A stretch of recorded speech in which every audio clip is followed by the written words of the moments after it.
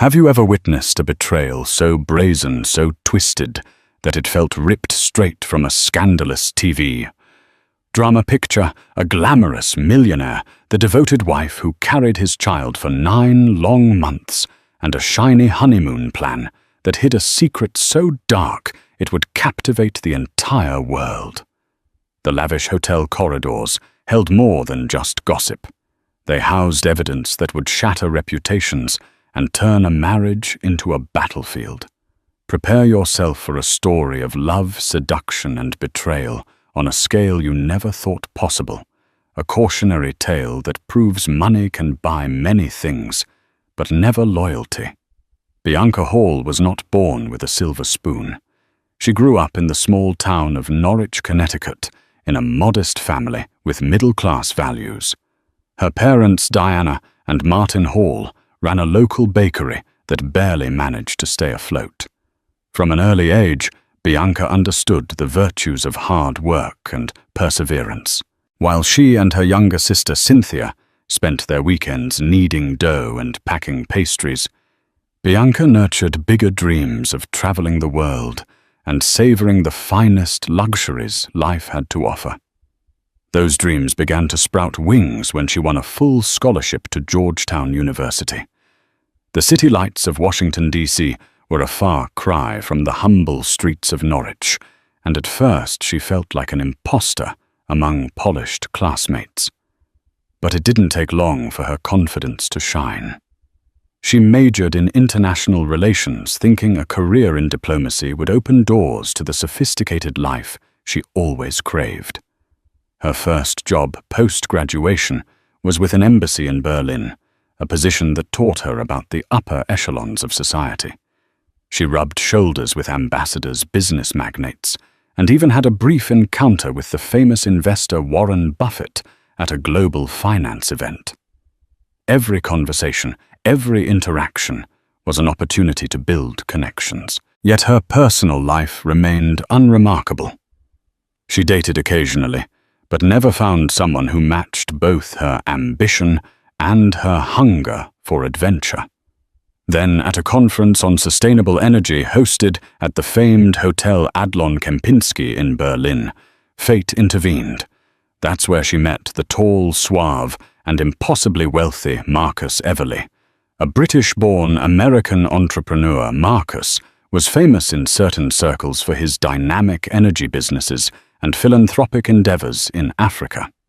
The rumor was that he had turned down an invitation to speak at the World Economic Forum, to attend this smaller event, purely for business reasons, but no one really knew the truth. During a welcome cocktail hour, Bianca found herself seated next to Marcus by chance. He was magnetic and charming, weaving stories of his entrepreneurial ventures with ease. Marcus had this subtle confidence that wasn't brash but commanded attention. He admitted he had come to Berlin to scout alternative energy solutions and maybe meet some interesting people along the way. By the end of the evening, he was thoroughly impressed by Bianca's intelligence and wit. A whirlwind romance ensued. The two discovered a shared love for classical music, exotic cuisines, and philanthropic projects. They explored Berlin's hidden gems together, from rooftop bars overlooking the Spree River to understated art galleries in Prenzlauer Berg. Through it all, Marcus was the perfect gentleman, showering Bianca with thoughtful gifts, from rare books on European diplomacy to an heirloom brooch once owned by his great-grandmother. It felt like the seeds of her dream were blossoming. Bianca saw a future filled with excitement, possibilities, and yes, that elusive luxury she always yearned for. If this man was a window into the life she aspired to, she was ready to fling it wide open. Little did she know how that very window would soon reveal more than she ever bargained for. It didn't take long for Marcus to sweep Bianca off her feet. 1 week after their first meeting, he invited her to a private dinner at the iconic Reichstag building, pulling strings to secure an exclusive table overlooking the Berlin skyline, over a bottle of vintage Dom Perignon. They spoke about their dreams, hers of bridging cultural gaps with diplomacy, his of revolutionizing the renewable energy sector. After that night, their relationship soared at breakneck speed. Marcus split his time between London, Washington, D.C., and occasionally Dubai for business, yet he made it a point to meet Bianca in Berlin every weekend. He'd charter a small private jet, one of the perks of being a millionaire with powerful connections, and whisk her away to neighboring European cities on quick romantic getaways. They sipped cappuccinos at quaint Parisian cafes, soaked in the thermal baths of Budapest, and cruised along the shimmering canals of Venice. Bianca's life was beginning to resemble a fairy tale. Of course, the media took notice. Marcus Everly's name commanded headlines whenever he was spotted with a potential love interest. Tabloid reporters speculated on who this young, sophisticated woman was. Some claimed she was a supermodel he discovered at a Berlin fashion show. Others declared her a brilliant political mind destined to become a future ambassador. Bianca brushed off these rumors. She wasn't into the spotlight, nor did she care for the paparazzi. She was too busy falling head over heels in love. Their bond deepened with every shared adventure. Marcus introduced her to his trusted circle of friends. One of them was Robert Caldwell, a close business partner who owned a line of luxury resorts across Europe. It was Robert who arranged for them to visit his private villa in Tuscany, a trip that would later play a crucial role in shaping Bianca's perception of Marcus's lifestyle. At that villa, Bianca saw another side of wealth, the extravagance, the unwritten rules of high society, and the hush-hush deals conducted behind closed doors. Sometimes, though, she'd catch Marcus making cryptic phone calls. He would step outside onto a balcony, lower his voice, and speak in urgent tones. When Bianca asked who it was, Marcus would smoothly sidestep the question. "Just business, my love. Don't worry about it." She tried to brush it off. After all, a man of his stature had responsibilities and secrets tied to his industry. But a quiet sense of unease began to tug at her soul. Despite that gnawing doubt, the romance progressed. On a snowy evening under the Brandenburg Gate's radiant lights, Marcus proposed with a ring so dazzling it could make the stars jealous. Bianca was breathless, tears streaming down her cheeks as passers-by applauded the romantic spectacle. She said yes, and in that moment she believed she had found her forever. But the world of the rich and powerful had its own gravity, one that she was just beginning to feel. Bianca had no clue about the labyrinth of ambition, temptation, and betrayal lurking beneath the polished surface of Marcus Everly's empire. She was too captivated by the promise of a life that outshined her wildest dreams. The wedding took place at a grand castle outside Edinburgh, Scotland, owned by one of Marcus's longtime friends, Lord Andrew Kensington. Invitations were gilded, sealed with a wax emblem of two entwined initials, B and M. Attendees flew in from across the globe, ambassadors, business tycoons, celebrities, and even a few politicians from the UK and the United States. Marcus spared no expense, ensuring every detail was meticulously orchestrated. Bianca wore a designer gown, straight off the runway of Milan Fashion Week. Its lace detailing and flowing train made her look like a regal queen. Marcus looked equally majestic in a tailored three-piece suit from London's famed Savile Row. When they walked down the aisle, the hush of reverence was broken only by the soft notes of a live string quartet. Yet behind the opulence, several subtle warning signs flickered. During the rehearsal dinner, Bianca overheard hushed tones among a few guests referencing Marcus's complicated love life. An older lady, Lady Harriet Bromley, famous in British high society for her sharp tongue, remarked that Marcus had too much charm for his own good.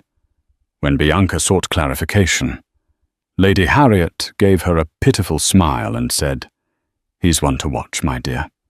Be vigilant." Bianca dismissed it as idle gossip. Every wealthy man of stature was bound to have rumors swirling around him.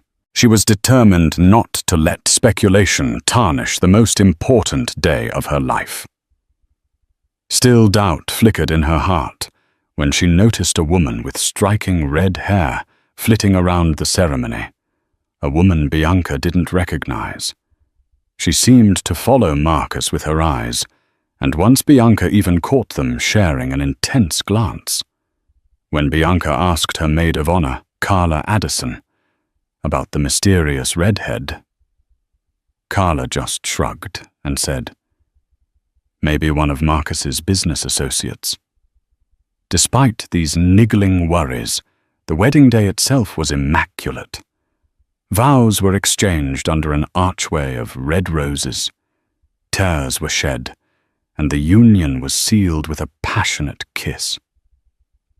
The reception was a decadent affair, featuring a gourmet Scottish-Italian fusion menu, endless champagne, and musical performances that stretched late into the night.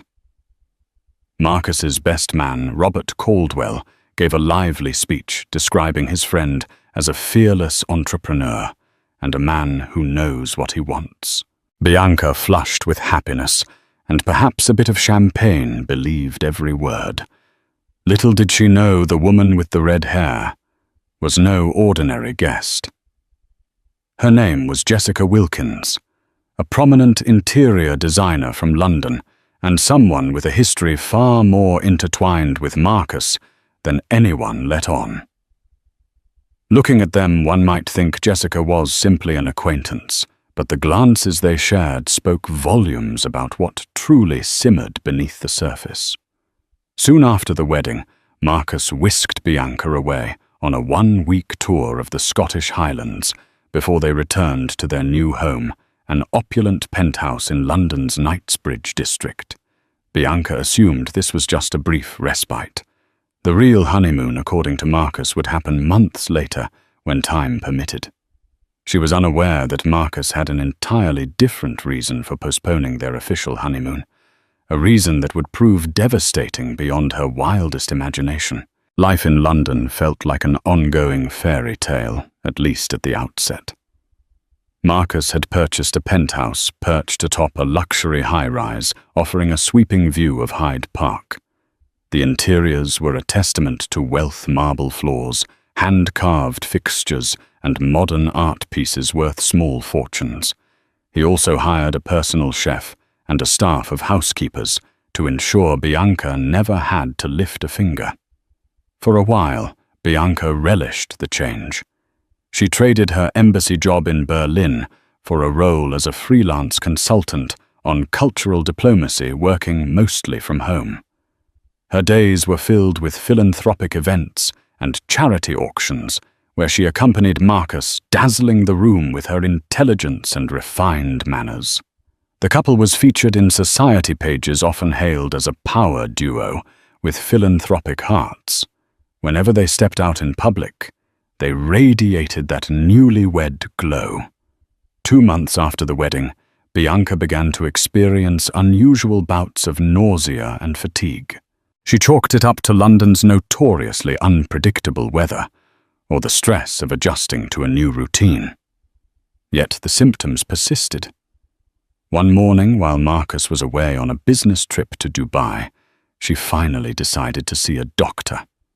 The results were life-changing. She was pregnant. Initially, she was flooded with joy. Having children was something she had always envisioned with Marcus, though they had not planned on it so soon. Without hesitation, she called him, voice trembling with excitement. On the other end, she heard a pause, a beat longer than she had expected, before Marcus responded with a mixture of surprise and a forced enthusiasm. That's wonderful news, Bianca. We'll celebrate when I'm back, he said, but his tone held a peculiar edge. Marcus returned a week later, showering Bianca with designer baby accessories from Gucci onesies to a crystal-encrusted pacifier.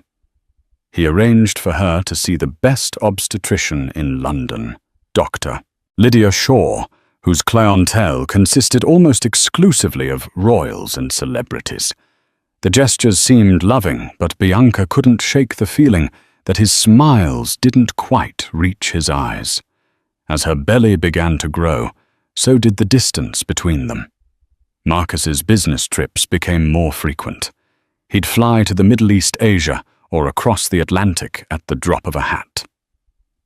When Bianca tried to schedule quality time like a simple dinner or a relaxing weekend at their countryside estate, he always had a board meeting, a project that demanded his immediate attention, or an emergency that only he could resolve.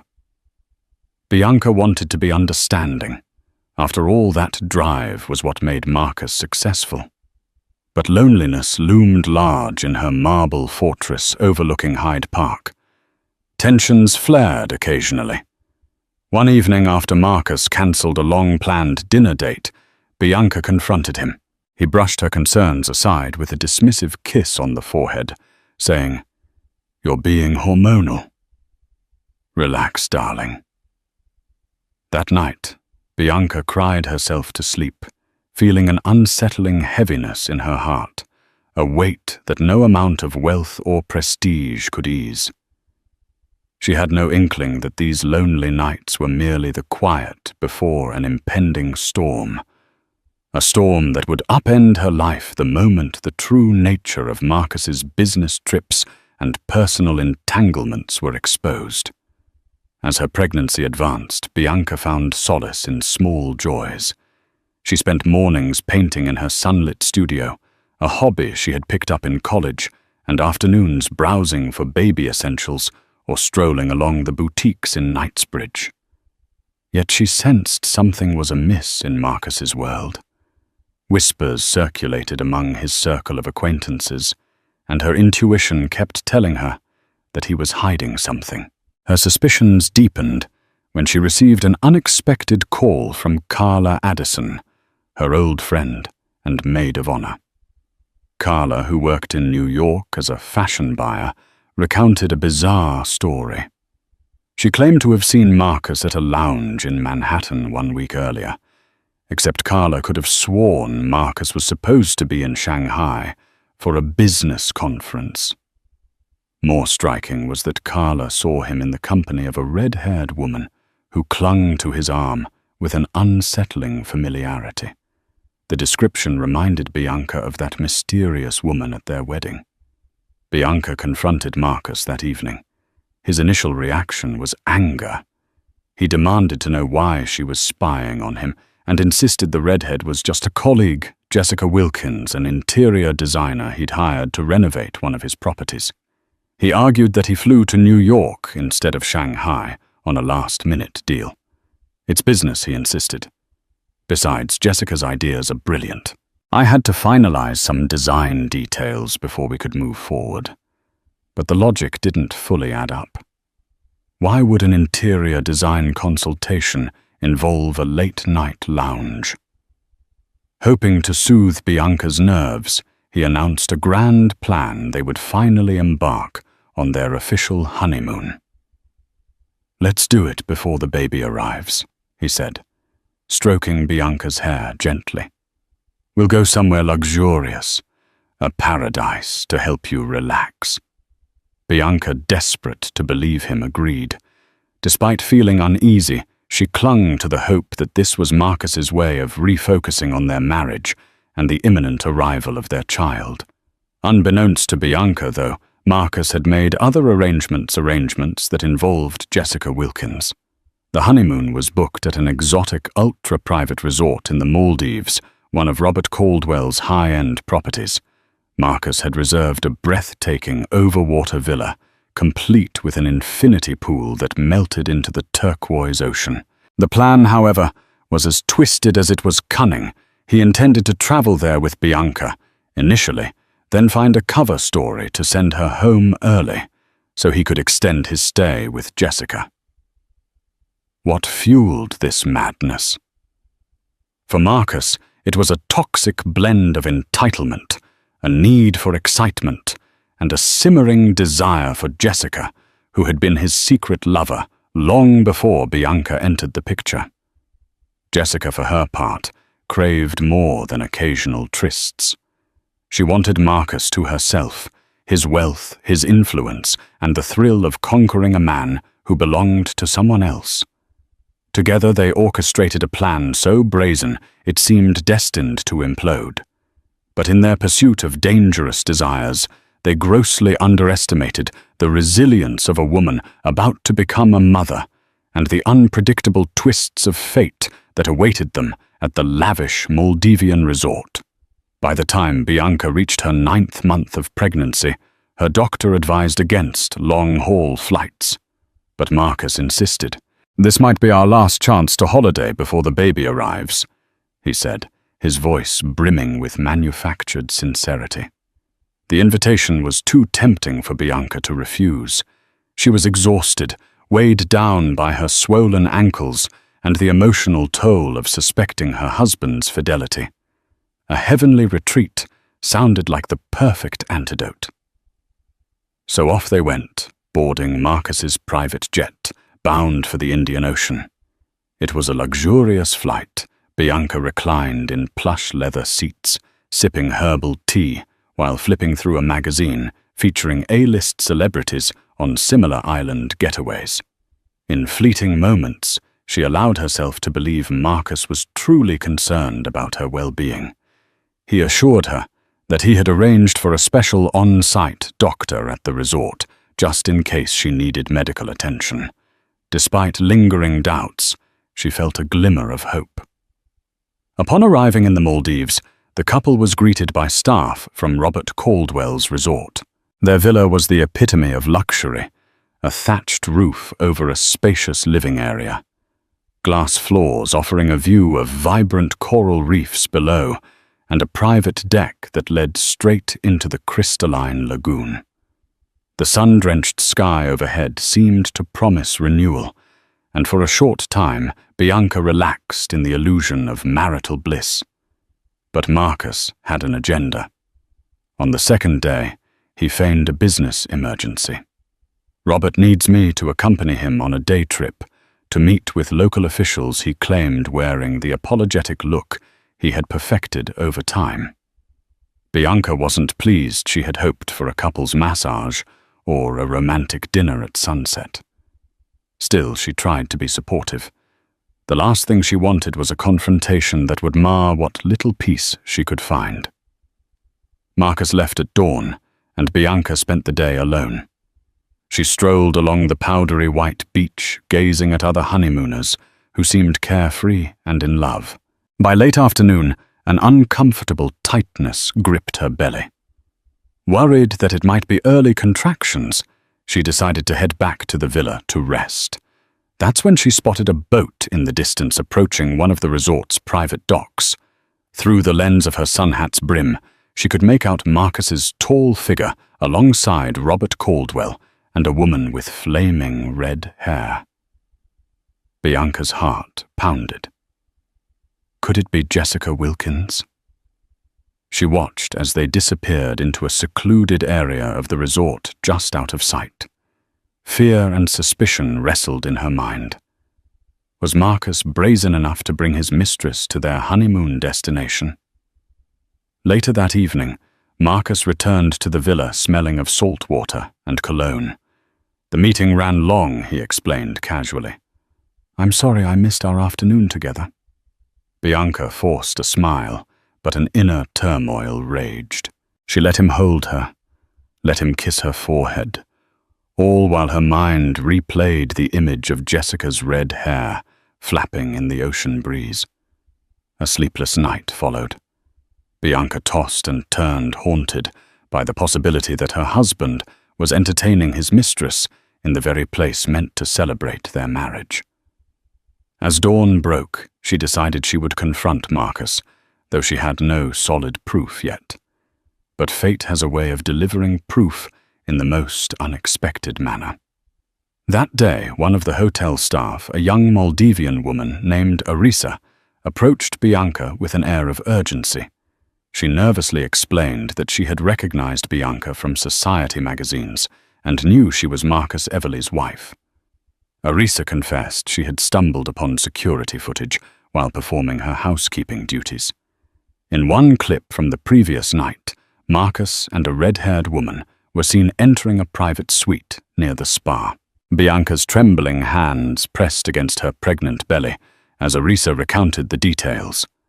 The footage showed them kissing passionately, Marcus's hand placed intimately on Jessica's waist. They appeared to be returning from a moonlit rendezvous. Arisa, empathizing with Bianca's visibly advanced pregnancy, couldn't stay silent. Bianca felt her world shatter in that moment.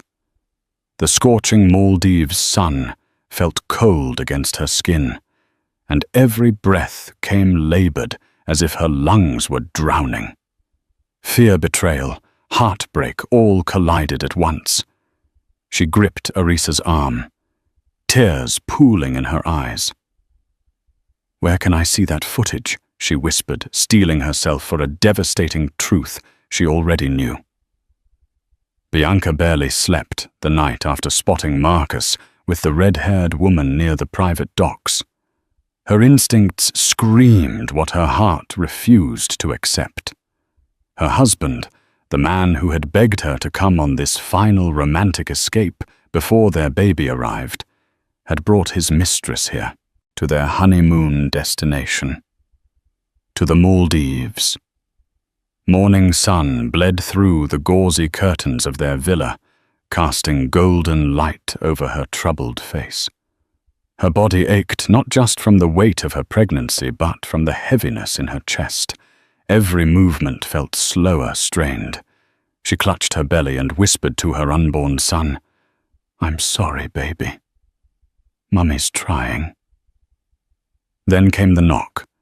It was Arisa, the young Maldivian woman, who had tidied their suite the day before. She looked nervous, glancing over her shoulder before slipping inside and closing the door behind her. Bianca's brows furrowed as she set aside her tea. "Mrs. Everly." Arisa began softly, her voice shaking. "I recognized you from the magazines. I know who you are, and I think you deserve to know something." Bianca straightened in her seat, her breath caught. Arisa clutched a folded piece of paper, handwritten directions. "Please don't tell anyone I told you. But I saw something. I work part-time with the security staff and sometimes help monitor the private bungalow area. Last night, I saw Mr. Everly with a red-haired woman entering one of the restricted spa villas. I couldn't stay quiet after that." Bianca's heart pounded. "Are you absolutely sure it was him?" "Yes. And there's footage. I saw it myself." Minutes later, Arisa guided Bianca through a back corridor of the resort, hidden from guests. They slipped into a narrow security room tucked behind the front reception. It smelled faintly of sea salt and disinfectant. On a sleek black monitor, Arisa clicked open a video file. The grainy footage flickered to life. Bianca leaned in. There he was. Marcus, dressed in linen pants and a short-sleeved shirt, confidently walking down the lantern-lit path beside the spa bungalows. And there, right beside him, was Jessica Wilkins, her unmistakable red hair catching the moonlight like fire. They were holding hands. Then, in a moment that shattered any remaining doubt, Marcus leaned in and kissed her slow and possessive. Bianca's stomach turned. Her body felt like it was shutting down. Arisa, watching her closely, whispered, "There's more." Another clip. Hours later, Marcus and Jessica emerging from the bungalow laughing. Jessica clung to his arm like she had claimed it. They didn't even try to be discreet. Bianca pressed a trembling hand to her swollen belly. Her skin went cold.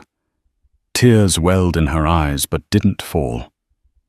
She refused to let them not hear, not now. "I need copies of this," she said hoarsely. Arisa nodded. "I'll transfer them to your room, TV. Discreetly. You'll be able to confront him if that's what you want." Back at the villa, Bianca paced, replaying the footage in her mind. Her limbs ached, and her heart pounded so hard it felt like it might burst. The betrayal was no longer a suspicion, it was fact captured on camera, time-stamped undeniable. When Marcus finally strolled in just after sunset, his shirt open at the collar, and his hair still damp from a late swim, Bianca felt a surge of fury so intense it made her knees weak. She didn't speak. Instead, she grabbed the remote and turned on the TV. The screen flickered, then displayed the footage. Marcus froze. The confident grin on his face faded into disbelief. Then panic. "Bianca." "I don't," she said, voice cracking. "Don't insult me by lying again." He took a step forward. "It's not what it looks like." She let out a hollow laugh. "So the kissing. The bungalow. The hours you spent with her while I was here alone and 9 months pregnant. That's not what it looks like. It was a mistake." She showed up unexpectedly. She was upset. I didn't know how to turn her away without making a scene.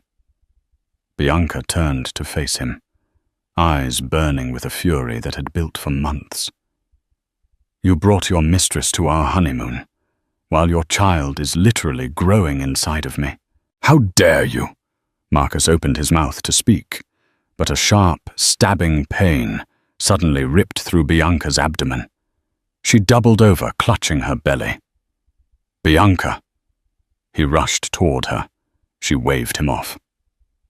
"Don't touch me!" Another wave of pain shot through her stronger than before. Her legs buckled, and she fell to her knees.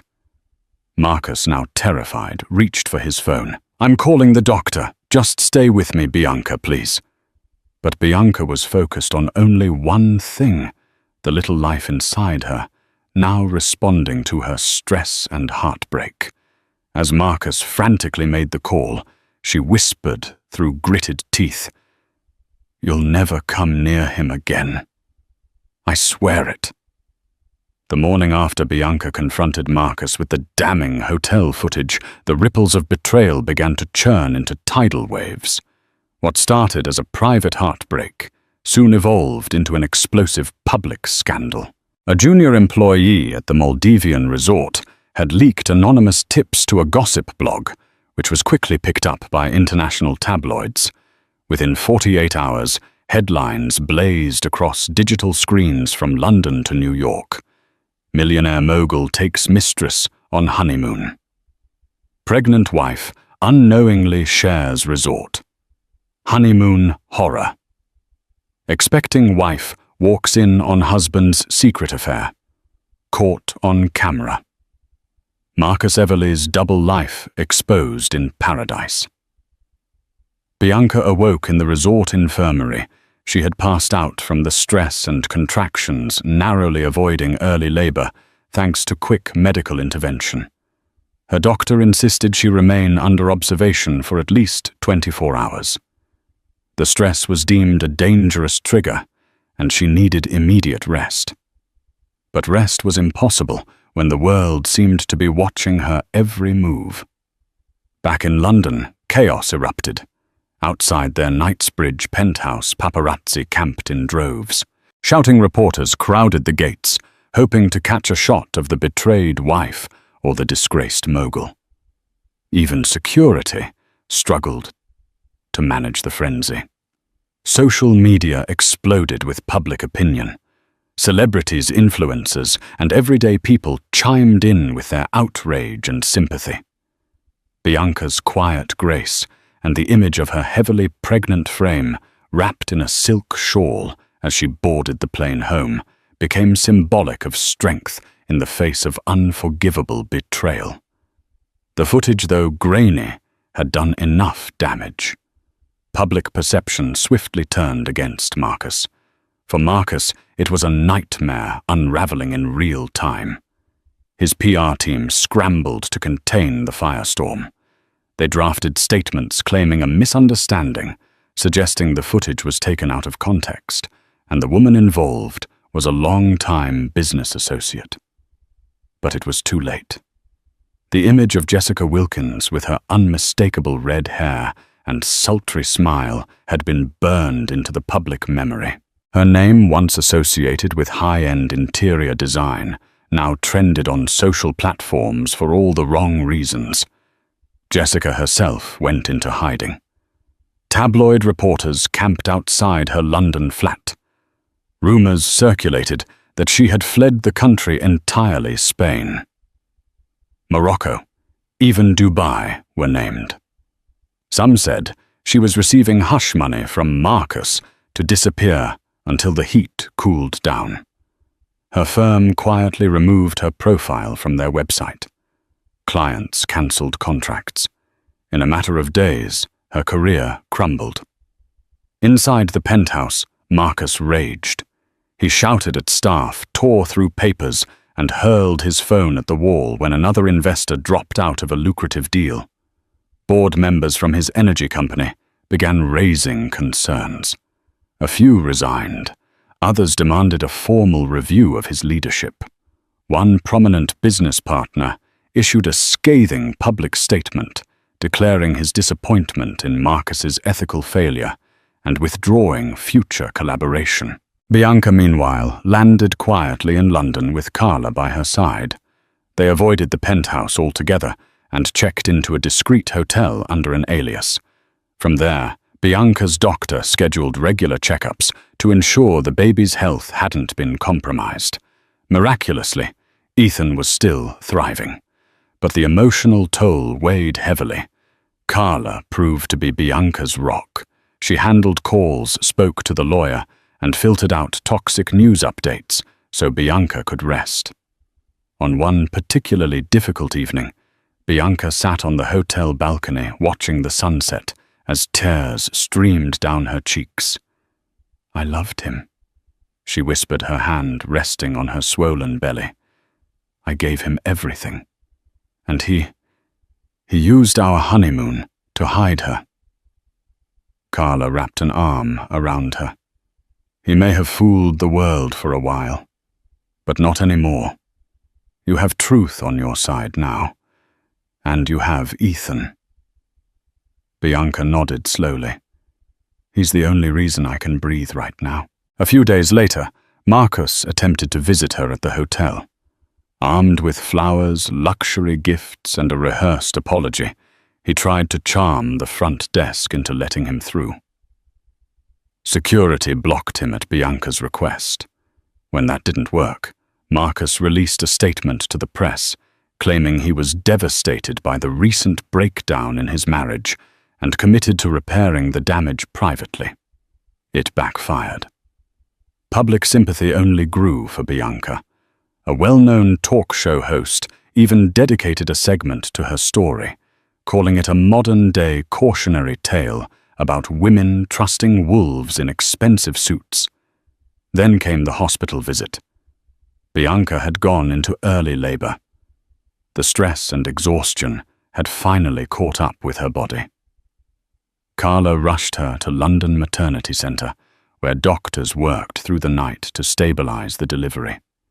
After 12 grueling hours, Bianca gave birth to a baby boy, Ethan Martin Everly. The moment Ethan's cries echoed through the delivery room, a rush of emotion consumed Bianca. Love, pain, triumph, and fear all collided as she held her newborn in her arms. His tiny face scrunched, his fists curled tightly. She kissed his forehead and whispered, "I'll protect you, no matter what it takes." Carla cried beside her, overwhelmed by the beauty of the moment. In contrast to the media storm outside, that hospital room became a sanctuary of peace and beginnings. Outside reporters swarmed. Rumors of the birth had leaked, and everyone wanted the first glimpse of the scandal baby, as one tasteless tabloid called him. But Bianca wasn't giving them a show. When Marcus arrived hours later, security refused him entry once again. Bianca had made her wishes clear. No visits, no contact, no grand gestures. He sent flowers and letters to her hospital room, but she had them all removed. In one note, he had written, "I want to be part of our son's life. Please let me make this right." Bianca didn't even open it. She wasn't ready to hear promises anymore, especially from a man who shattered every vow he had ever made. As news of Ethan's birth circulated, the public embraced the narrative of Bianca as the fierce new mother standing against betrayal. Women across the globe rallied behind her, sending messages of support and solidarity. Hashtags like #StandWithBianca and #JusticeForEthan trended for days. And though Bianca had yet to speak publicly, her silence became its own powerful message. She was done giving Marcus her voice. Her focus was her son, her next move. To ensure Ethan's future would never be dictated by his father's lies. She was no longer just the woman he betrayed. She was the woman he underestimated, and the mother who would now take him to court. 2 weeks after giving birth, Bianca was cleared by her doctors to leave the hospital, though her heart was still far from healed. She didn't return to the opulent Knightsbridge penthouse, the site of too many broken promises, but instead moved into a discreet, high-security serviced apartment near the River Thames. The location had been arranged by Patricia Morgan, her lawyer, to shield Bianca and baby Ethan from the relentless paparazzi. Carla Addison stayed with her, becoming more than just a best friend. She was a support system, a second mother to Ethan, and a fierce protector. She fielded phone calls, kept reporters at bay, and held Bianca through countless nights when the pain refused to fade. Despite the elegant interior of the apartment, the mood inside was heavy. Bianca was navigating sleepless nights, not only because of her newborn, but also due to the legal war that loomed like a thundercloud overhead. Marcus predictably launched a full-scale charm offensive. He sent flowers, grandiose, fragrant arrangements that filled the lobby until the concierge politely asked them to stop. He wrote long, self-pitying emails, left voice messages saying he had made a mistake, and once even tried to visit Bianca unannounced. When he pounded on her door demanding to see his son, Carla stood between them with fire in her eyes and warned she'd call the police if he didn't leave. "You've lost the right to shout on her doorstep," Carla hissed. "Get a lawyer." And he did. Marcus retained an elite legal team from a firm notorious for handling the divorces of celebrities and politicians. The firm's reputation was built on suppressing scandals, spinning media narratives, and settling out of court. But Patricia Morgan wasn't intimidated. She knew their tactics, and more importantly, she had irrefutable evidence, the hotel footage, eyewitness testimony, and public sentiment on her side. Bianca's main goal wasn't financial revenge. She told Patricia clearly, "I want to protect my son. Marcus can't be trusted with a child's future when he couldn't even respect his wife during her most fragile moment." Patricia nodded. "Then we go for sole custody. No loopholes, no shared holidays. You'll have control, and he'll have to prove himself legally and morally before getting even supervised visits." Bianca braced herself. She had weathered public humiliation, but now she had to face Marcus in person at a formal legal mediation session held in Patricia's office. A conference room that usually hosted business negotiations was now a war room. Bianca sat at one end of a long mahogany table, Ethan sleeping in a sling across her chest. Her hair was neatly pinned back, and she wore a navy blue dress, simple, elegant, and resolute. Marcus arrived 10 minutes late, flanked by 3 lawyers in bespoke suits. He looked worn down, his once proud posture now slightly hunched, his eyes bloodshot. When he saw Ethan for the first time, he faltered. His voice cracked as he said, "He's beautiful. He looks like you." Bianca said nothing. She didn't need to.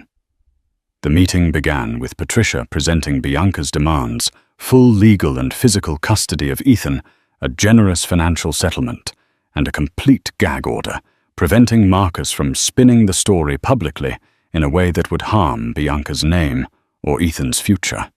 Marcus's lawyers countered quickly, offering a substantial lump sum of money enough to keep Bianca in comfort for the rest of her life if she agreed to joint custody, and issued a statement downplaying the alleged infidelity. Bianca's knuckles turned white. She shook her head. "No amount of money will buy back my dignity. I'm not settling so Marcus can pretend to the world that what he did wasn't monstrous." Marcus leaned forward, trying to sound reasonable. "It was an affair, Bianca. People make mistakes. It didn't change how I felt about you or about being a father." Bianca let out a humorless laugh. "Didn't change how you felt, Marcus. You brought your mistress on our honeymoon. I was 9 months pregnant, and you left me in that villa so you could sneak off to another woman's suite. And now you think I should let you help raise my son?" "You're emotional," Marcus said, frustration bleeding into his voice. "You're angry, and I get that. But this isn't just about us anymore. Ethan is my son too." Bianca leaned forward, meeting his eyes squarely. "No. You lost the right to say that when you chose deception over decency. If you cared about Ethan, you would have chosen honesty. You would have protected his mother, not humiliated her." The air in the room tightened. Even Marcus's own legal team seemed to shift uncomfortably in their seats. Patricia pounced on the moment. "If your client wishes to avoid further public disgrace," she said coolly, "I suggest he reconsider his position. We're prepared to go to court with additional footage. Depositions, witnesses. This will not end well for him." Marcus turned red. "Is that a threat?" "It's a fact," Patricia replied. "And facts don't bend for billionaires." After 3 hours of impasse, no agreement was reached. But it was clear who held the stronger hand. Marcus's empire was cracking under media pressure and investor scrutiny. Every day the case dragged on, Bianca's reputation soared, and his plummeted. Back in the apartment, Bianca collapsed into the couch as Carla brewed her tea. She looked down at Ethan's tiny face, his fingers curled around hers. "He's why I can't give up," she whispered. "He deserves a father who doesn't treat people like chess pieces." Carla nodded. "And he has a mother who's willing to fight to the end." Bianca didn't know how long the legal battle would stretch, or what tricks Marcus might still try. But she did know one thing for certain. She would not be bullied, bribed, or broken. She may have been shattered in the Maldives, but here in London, she was reforging herself. Not as Marcus Everly's wife, not as a tabloid headline, but as Ethan's protector, as a woman who had walked through betrayal fire and public disgrace and come out stronger. Justice wasn't just about court rulings. It was about drawing lines, holding ground, and never again letting someone decide your worth. And Bianca Hall had drawn her line in unshakable stone.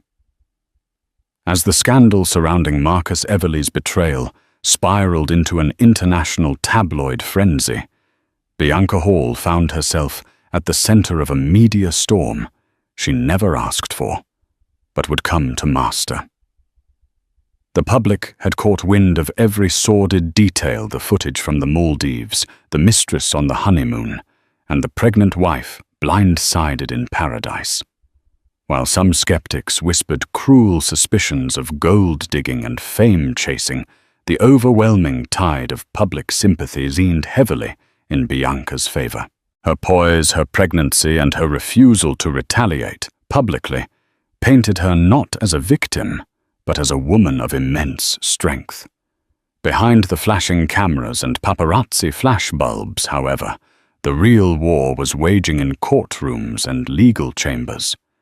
Bianca's lawyer, the seasoned and tenacious Patricia Morgan, mounted a case that would leave Marcus's legal team scrambling. With decades of experience navigating high-profile divorces, Patricia moved with clinical precision, turning the betrayal into a timeline of calculated deceit.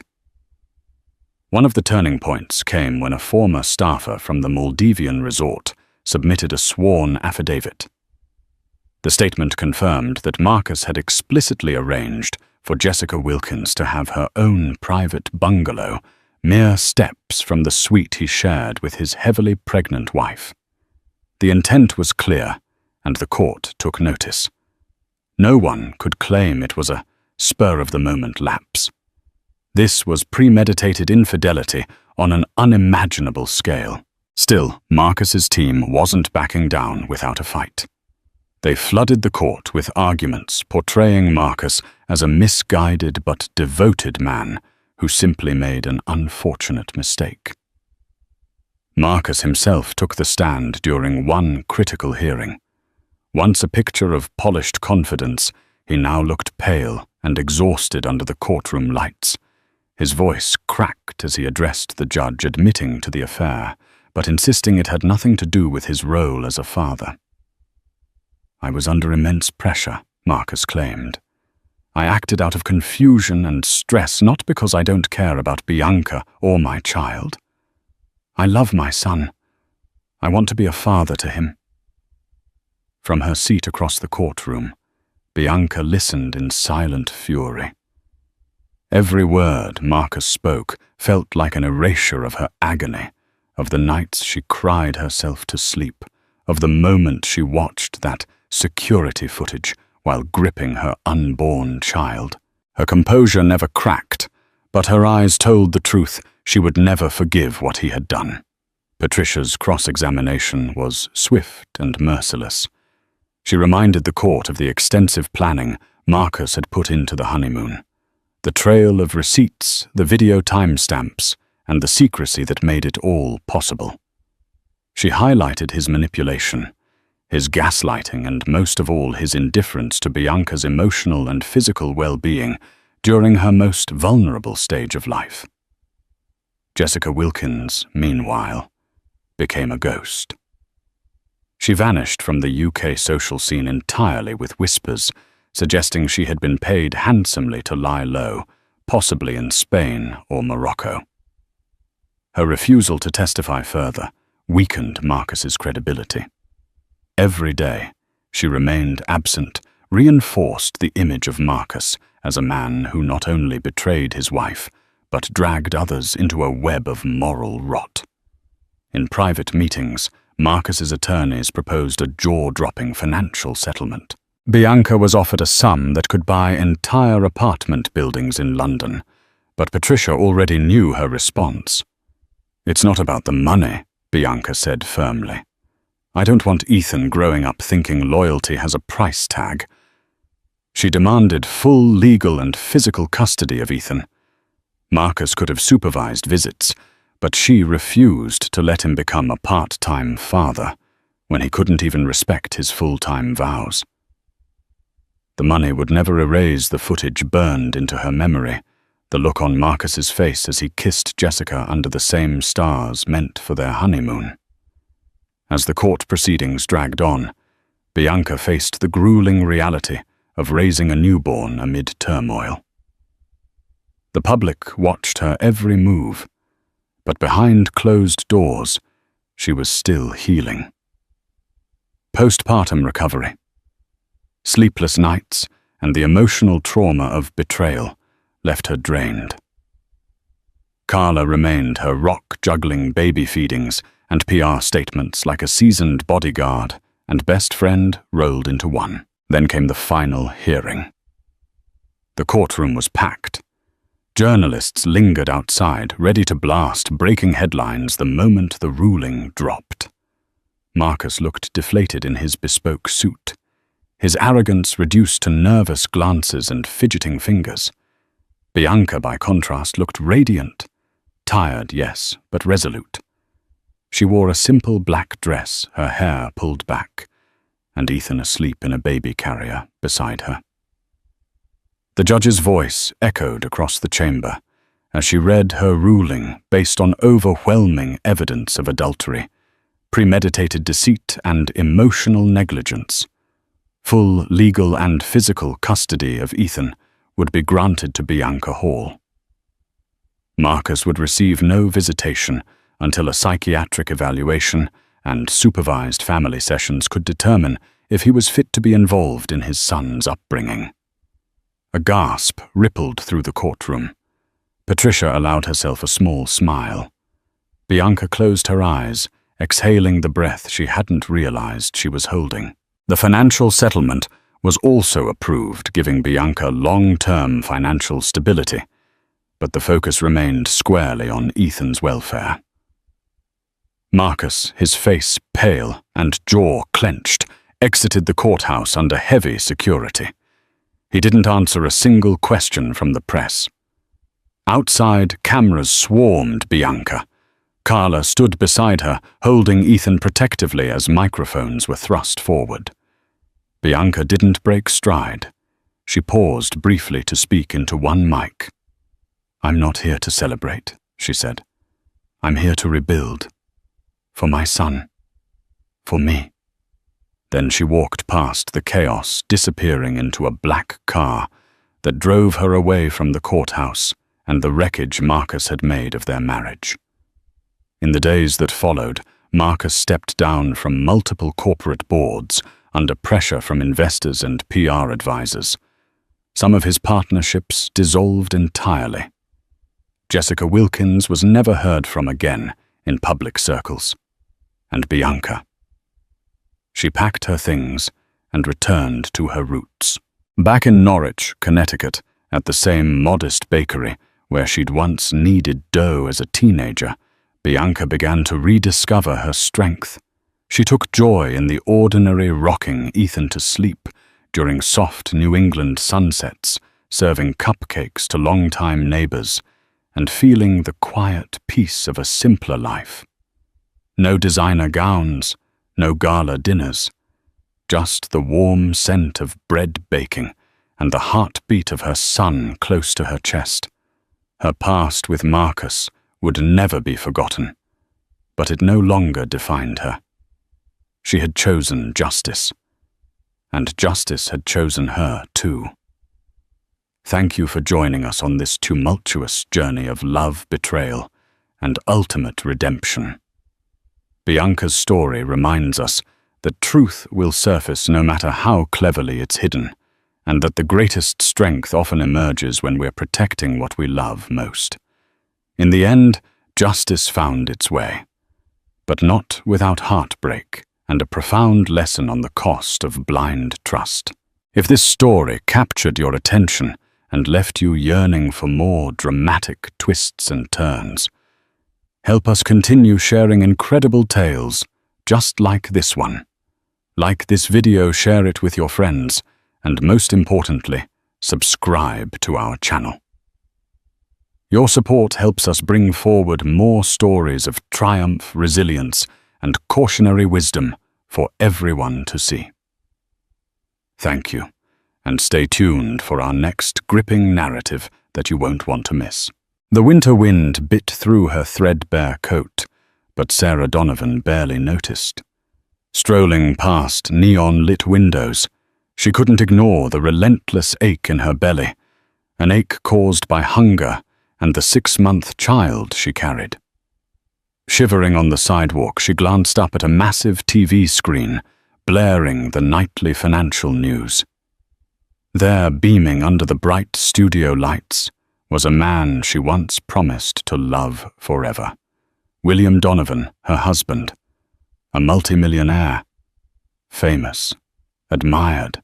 While she trembled in the cold. Her heart twisted. How had their world turned so cruel? She had nothing, and he seemed to have it all. Sarah Donovan had known hunger before, but never like this. On that frigid evening, the wind seemed to slice through layers of her clothing directly into her bones.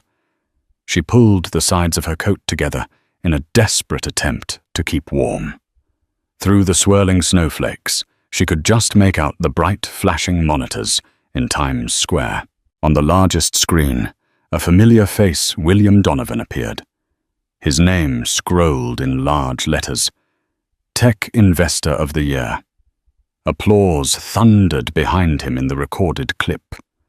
Brightly lit, he was addressing a hall filled with wealth power and cameras from CNN, CNBC, and local networks. Sarah couldn't tear her eyes away. That face, the strong jaw, the slight smile that once reassured her everything would be all right. Now he looked polished, exuding confidence. She hadn't seen him in person for almost a year. Her chest clenched with memories of the day he walked out, arguments about money and ambition overshadowing their love. She'd tried to reason with him to support him, but each conversation ended in a new fight, culminating in the shocking decision he would succeed alone. The flickering billboard cut to a montage of images, William shaking hands with Mark Cuban at a tech conference, then introducing a pioneering piece of software in Silicon Valley. Sarah saw glimpses of glamorous parties William in a tailored tuxedo, accompanied by men and women she had never met. The talk show host concluded the segment by proclaiming, "William Donovan, America's newest business sensation." Then the screen blinked to a car commercial. Just like that, he vanished into the night. Sarah blinked back tears. There was a time William's arms had been her warm refuge, promising they'd face every storm side by side. And now, pregnant with his child, she walked alone on icy sidewalks, scrounging for a place to sleep. She was determined not to cry, but her emotions overwhelmed her as she gazed up at the ironically beautiful Christmas lights decorating the city. By all appearances, the world around her was celebrating, and she was surviving. Barely. She pressed a hand against her abdomen, feeling the slightest kick. "I'll take care of you," she whispered to the life inside her.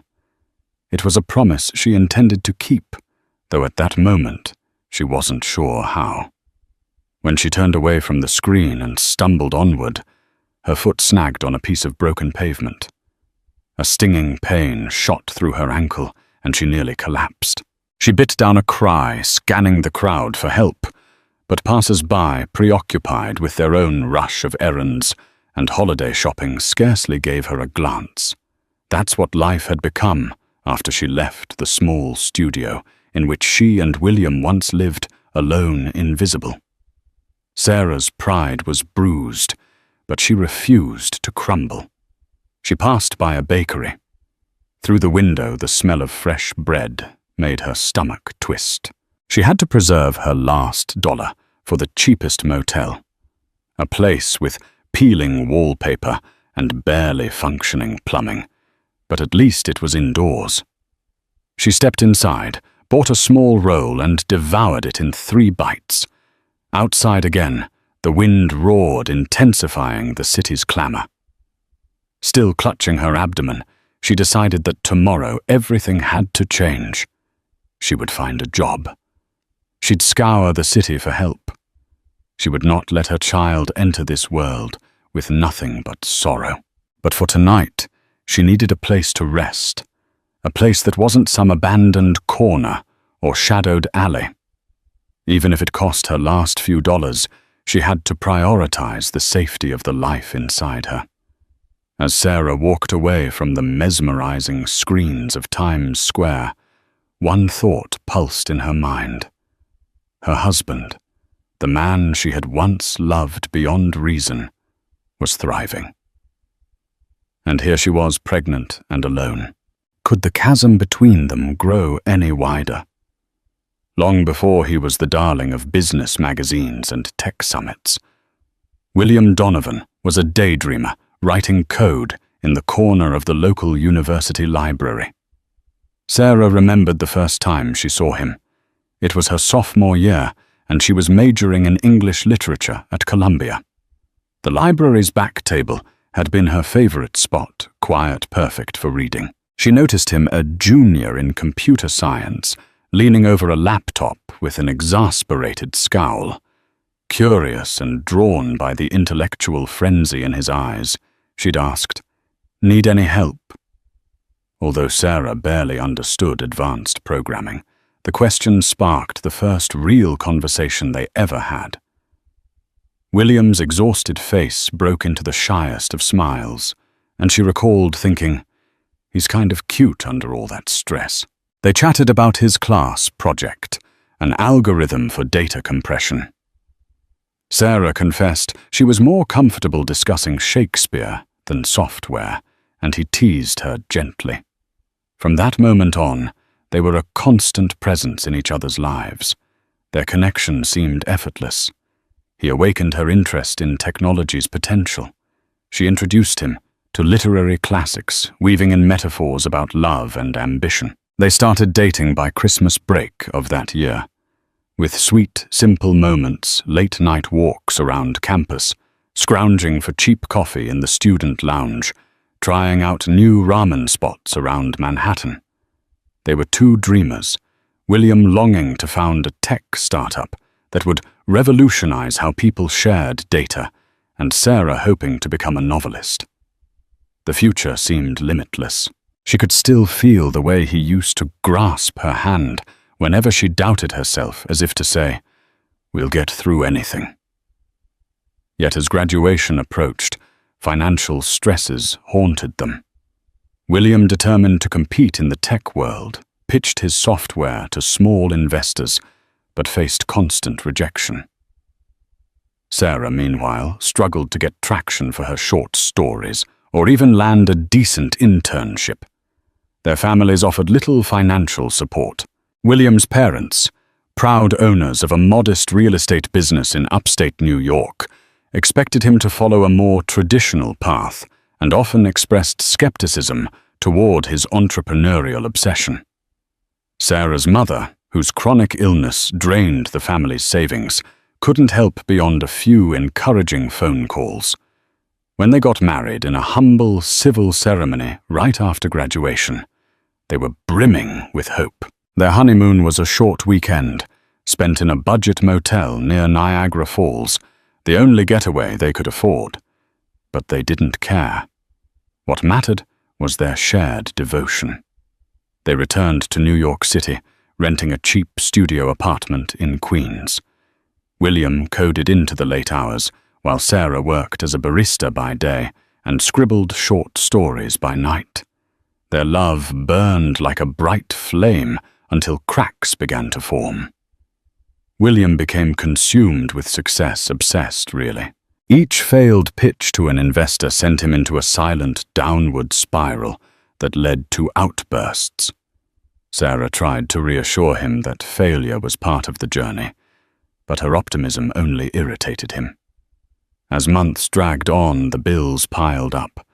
William grew desperate, dabbling in risky deals with shady angel investors. They had endless arguments about money. When success finally arrived nearly 2 years into their marriage, with a major investor, Kevin O'Leary from Shark Tank, buying into William's new software idea, Sarah hoped that would ease the tension. But ironically, it only magnified their differences. William was suddenly thrust into corporate meetings, traveling across the country, networking with high-profile entrepreneurs. Invitations to flashy events replaced their quiet dinners. He no longer came home with cheap takeout. He was gone most nights, presumably in boardrooms or at fancy parties. Sarah felt him slipping away.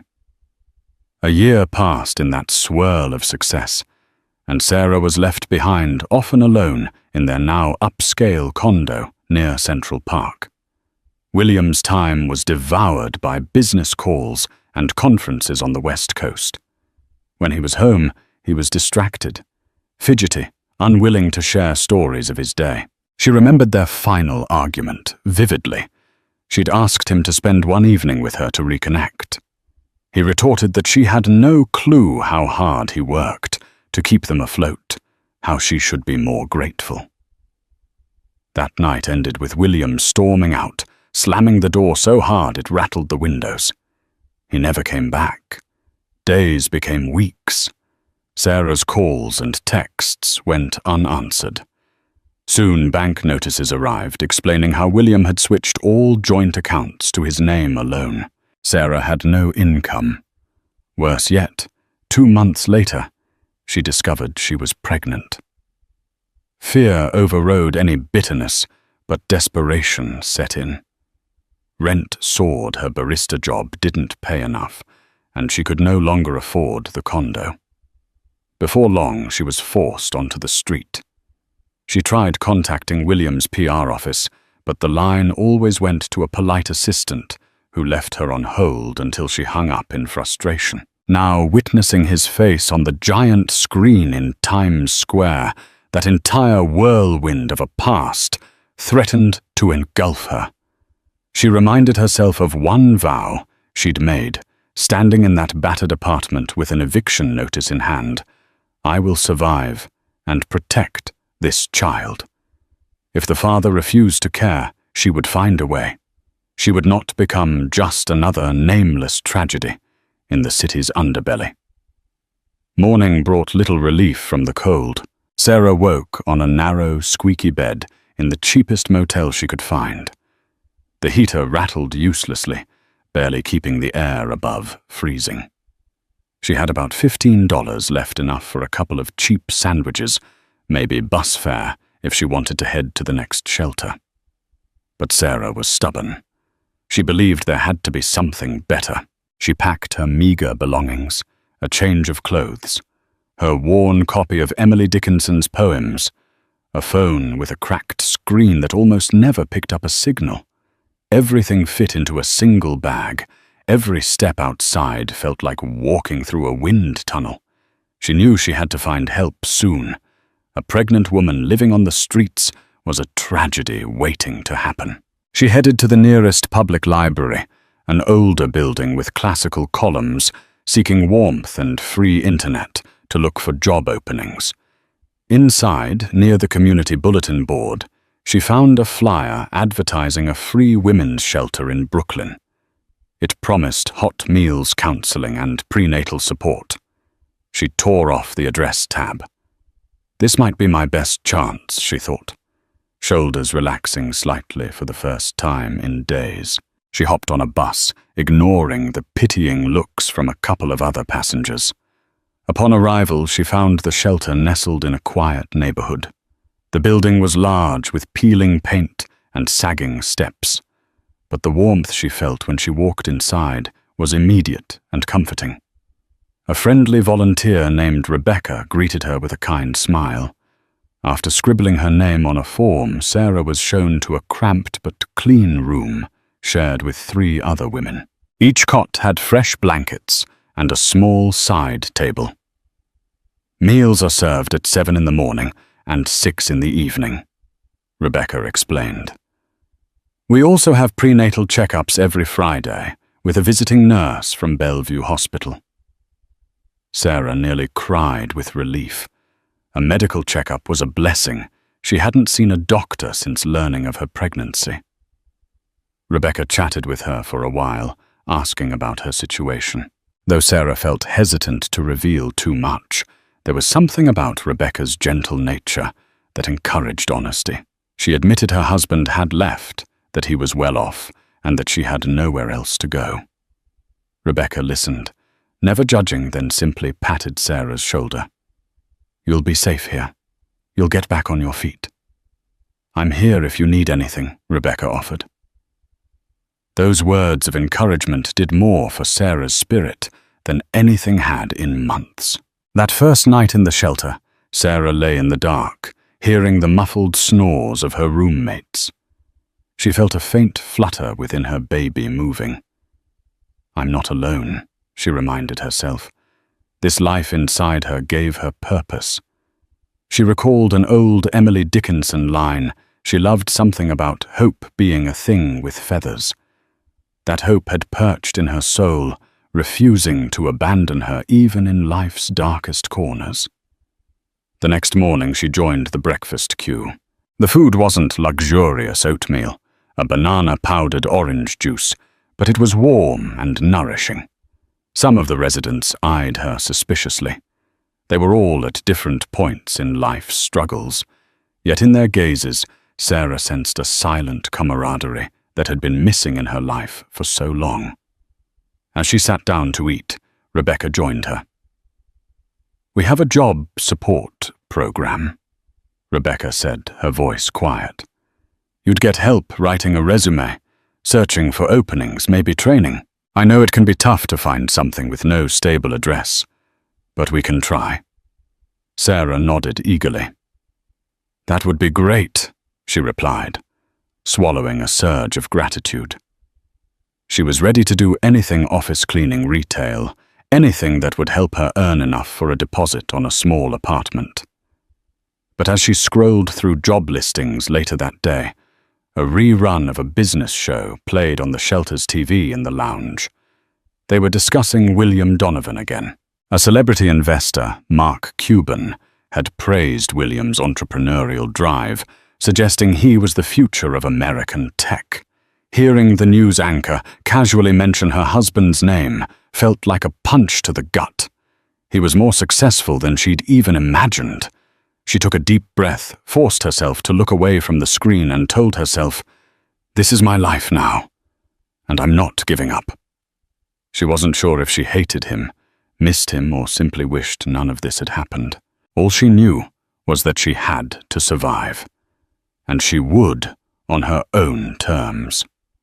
At precisely 9 in the morning the following Friday, Sarah waited in a makeshift exam room set up in the shelter's converted rec hall. Worn curtains partitioned the space. The volunteer nurse, Ms. Francis, bustled in, setting down a bag of medical supplies. She was a short, no-nonsense woman with bright, reassuring eyes. "How are you feeling, dear?" Ms. Francis asked, washing her hands and snapping on latex gloves. Sarah hesitated. She had been ignoring the dull ache in her lower back, the bouts of nausea that still came and went, and the constant exhaustion. "Better now that I have a safe place to sleep," she admitted. Ms. Francis nodded, taking Sarah's vitals, measuring her belly, and listening carefully with a Doppler for the baby's heartbeat. The rhythmic whoosh-whoosh filled the air, and Sarah's eyes grew misty. This was the first time she'd heard her child's heartbeat. So strong, she thought, pressing a hand to her mouth. "No major concerns right now?" Ms. Francis informed, giving a small smile.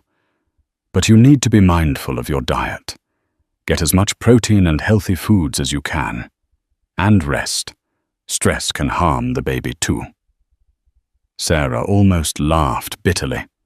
Stress was the only thing she had in abundance. But she forced a bright nod. Ms. Francis noted that Sarah would need a formal medical file at a hospital soon in case of early labor or complications. "We'll coordinate that," Ms. Francis added. "In the meantime, do you have any support person for prenatal care? A family member or—" her voice trailed.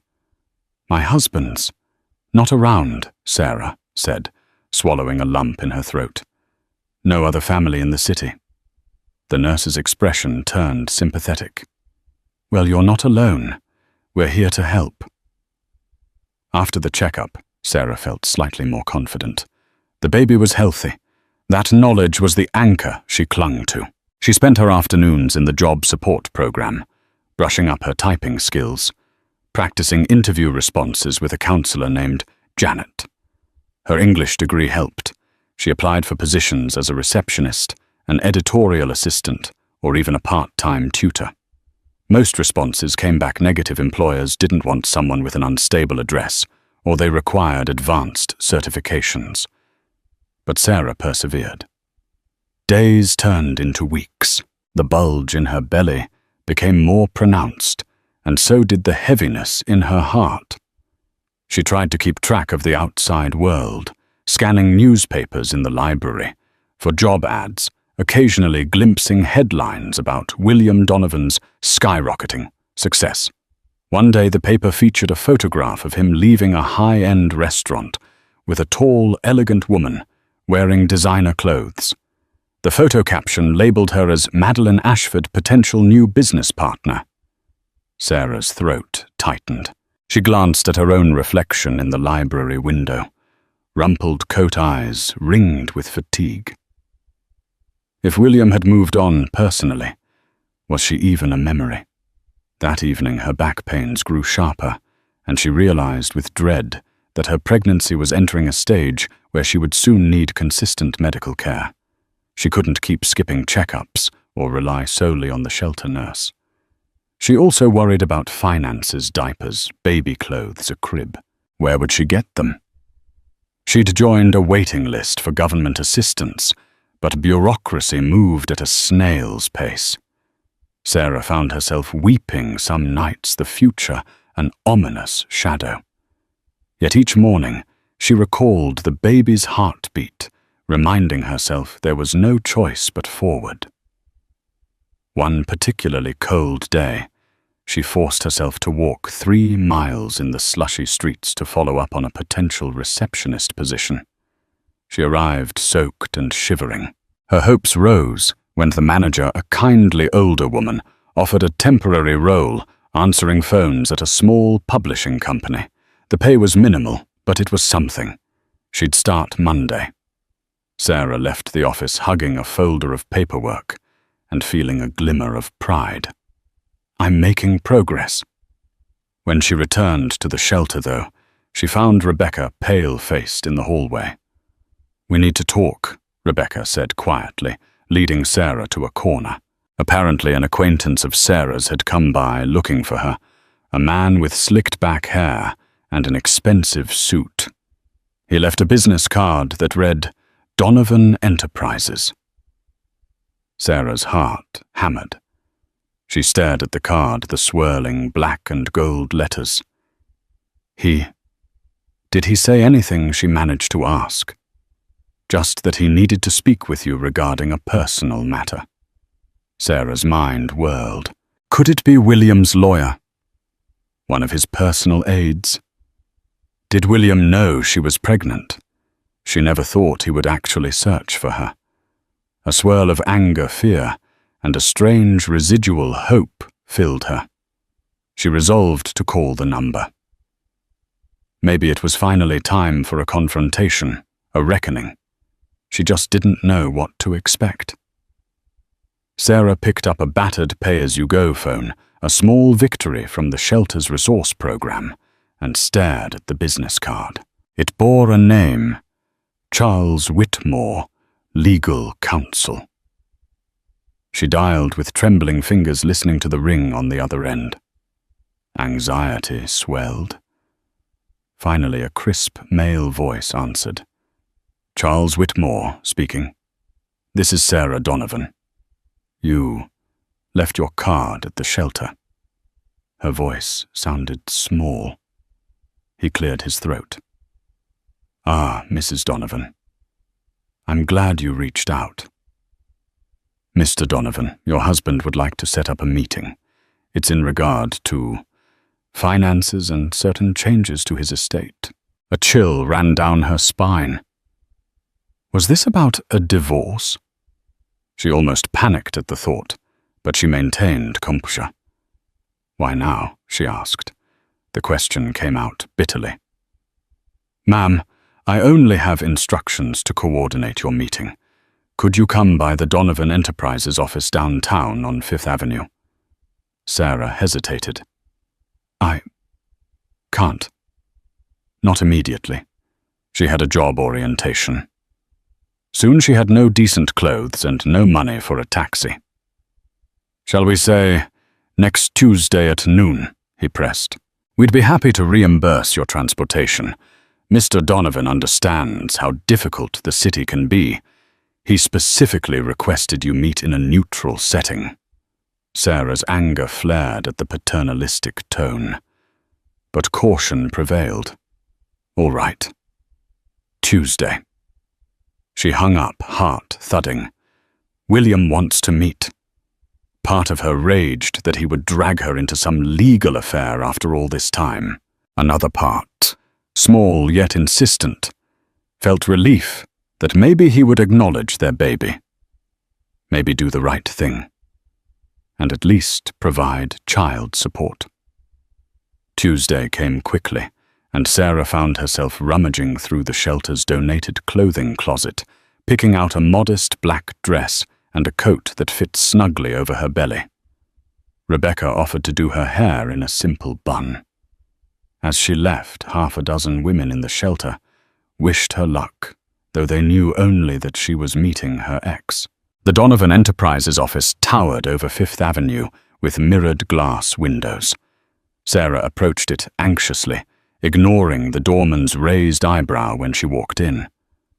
The marble-floored lobby gleamed, and well-dressed professionals hurried past, exuding an air of wealth. A statue of William's trademark D logo was on display near the elevators, a testament to his success.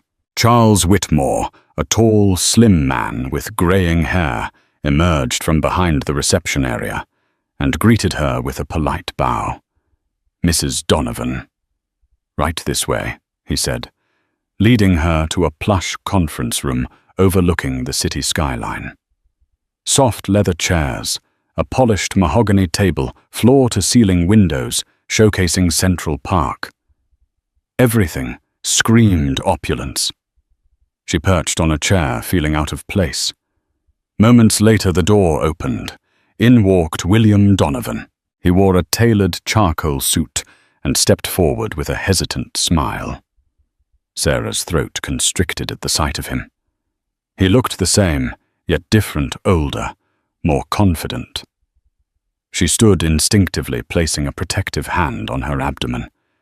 If he noticed her rounded belly, he didn't show any immediate reaction. Sarah, he said quietly, as though testing the word. He paused, his eyes flicking to her stomach, then back to her face. Thank you for coming. I didn't realize you were, are you? She inhaled sharply. Pregnant, she finished. Yes. For nearly 6 months. A fleeting expression of shock, maybe guilt, flashed in his eyes. I didn't know, he said. You didn't tell me. Anger boiled in her. I tried. You cut all contact. You walked out. And... Her voice trembled. She clenched her fists. You were too busy with your empire to pick up the phone. He exhaled, looking pained. I'm sorry. I truly am. He sank into the chair opposite her, rubbing his temples. I messed up. I realize that now. I've been going through a lot, but it's no excuse. She eyed him warily, uncertain if this was genuine remorse or a performance. So why am I here? Did you need me to sign divorce papers? Is that it? William shook his head vigorously. No. That's not it at all. He looked at Charles, who stepped forward, clearing his throat. Mr. Donovan asked me to assist in drafting an arrangement to provide you with financial support, enough to cover all prenatal care, childbirth expenses, and living costs. In addition, there's a trust fund he'd like to establish for the child. Sarah felt a wave of conflicting emotions, relief that there was some practical solution, indignation that he thought money alone could fix everything, and a flicker of hope. "What about us?" she asked, voice barely above a whisper. "Our marriage?" William gazed at her eyes, clouded. "I want to help you. And our child. I know I can't change the past, but I can at least do right by you now." He hesitated, swallowing hard. "As for us, Sarah, I can't pretend I haven't caused terrible damage. I don't expect you to forgive me instantly." But maybe with time, she wasn't sure how to respond. It felt like they were strangers. She realized she was trembling. He's acknowledging the child, she told herself. That was step one. Charles laid out documents referencing monthly allowances coverage for medical bills, etc. The amounts were staggering. Sarah had never seen such figures. She could live comfortably, rent an apartment, and never worry about basic needs again. But guilt gnawed at her. Should she accept this? She eyed William, her voice wavering. "Why now?" she asked. "Why not?" Before William's face was taut. "When I saw you disappeared from our condo and heard rumors you were struggling, I tried to locate you, but I was overwhelmed with expansions, new deals, then the pandemic of responsibilities. I kept putting it off." He inhaled, pained. "That was wrong. I realized I couldn't move forward, knowing you might be suffering. You deserved better." "Damn right I did," Sarah muttered, tears burning her eyes. She glanced at the legal documents. They were a band-aid solution. Maybe it was an answer for the baby. Yet a single question lingered. Could William Donovan possibly be part of my life again? She didn't sign anything that day, telling Charles she needed time to think. William offered to call her a car, but she declined, wanting to walk back to the shelter to clear her head. He handed her a card with his personal cell number, the only item that felt remotely intimate. She left the grand building uncertain whether she was stepping toward salvation or heartbreak. That evening, Sarah returned to the shelter in a daze. She found Rebecca in the kitchen, dishing out bowls of soup to the residents. Feeling the weight of the day pressing down on her, Sarah pulled Rebecca aside and recounted the surreal encounter with William Donovan. She showed her the paperwork, baffling sums of money that could turn her life around. "That's... wow," Rebecca breathed, flipping through the pages. "I've never seen so many zeros on a support agreement." She paused. "So what are you going to do?" Sarah sighed, sinking into a chair. "I don't know. Part of me feels like taking this money is the only logical choice. The baby deserves a stable life, not a mother stuck in a shelter.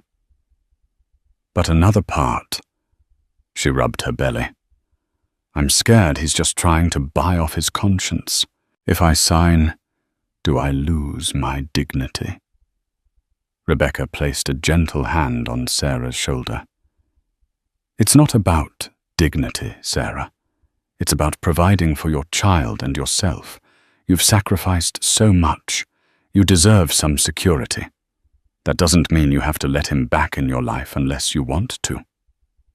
Those words calmed Sarah slightly, but her mind remained unsettled. She recalled her once blazing love with William, how they'd giggle over cheap pizza late at night, how she'd fallen asleep on his shoulder while he read his code aloud. Is that man still in there, beneath the polished millionaire facade, she wondered. A part of her yearned for closure or even a chance at reconciliation. But the hurt was fresh, the betrayal still raw. The baby's well-being, however, was paramount. That same night, she carefully reviewed the documents, scribbling notes and questions in the margins, wanting to ensure she wasn't signing away any rights inadvertently. If William was sincere in his remorse, maybe she could start by accepting financial support, then see if anything else could be salvaged later. She set the papers aside, resolved to meet with Charles again in a few days. Meanwhile, Sarah's new part-time receptionist job started. She commuted by bus, then hopped the subway to a modest building in Midtown, stepping into the small publishing house. The environment was busy, yet casual stacks of manuscripts, coffee mugs on every desk, editors arguing about grammar. On her first day, she answered phones, directed visitors, and fetched coffee for staff meetings. By lunchtime, she was exhausted, but a gentle wave of triumph swelled inside her. "I'm working. I'm making strides." During a brief break, she scrolled her phone and saw a new message from William. "Please let me know if you have any questions about the agreement. Also, I hope you're doing well." That was all. So formal, yet tinged with a cautious warmth.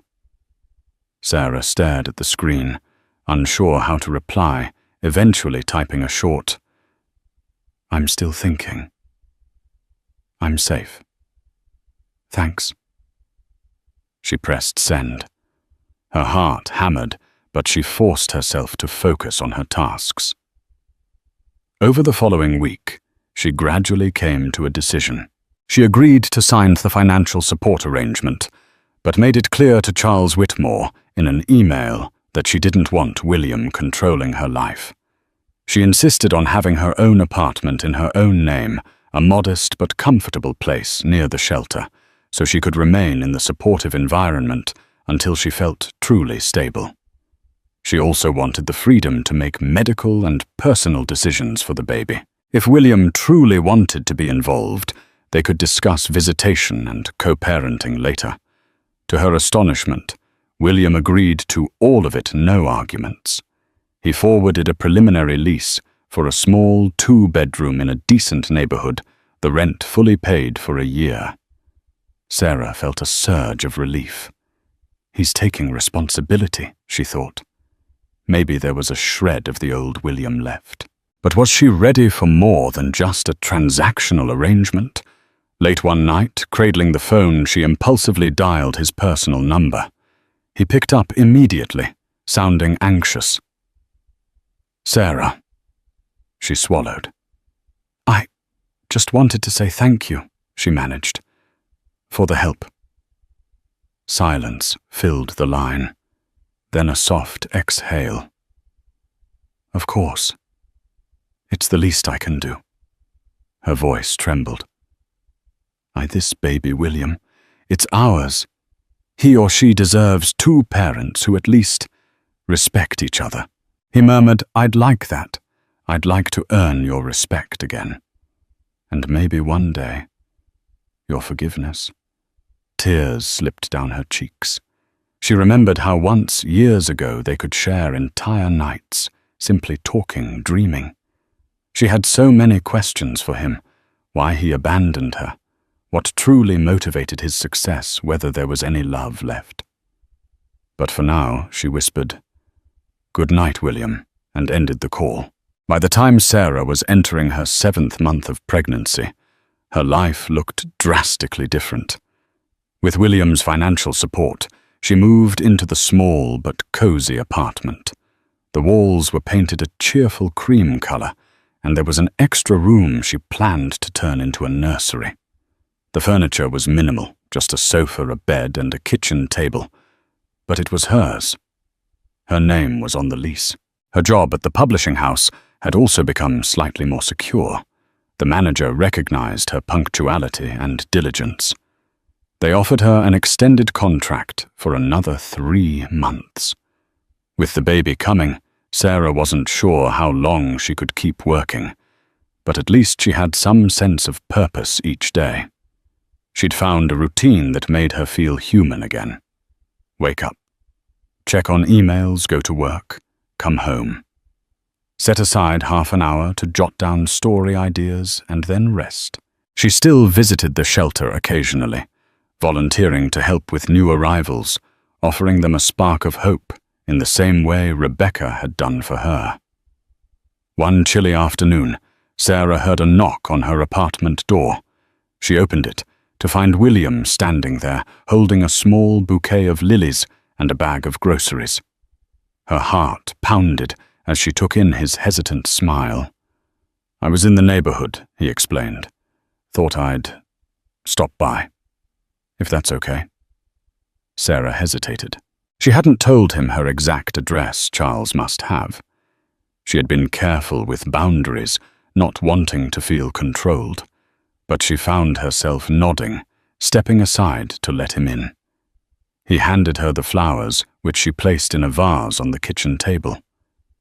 "I brought some things," he said, lifting the grocery bag. "Fresh fruit, vitamins, and a new jacket for you.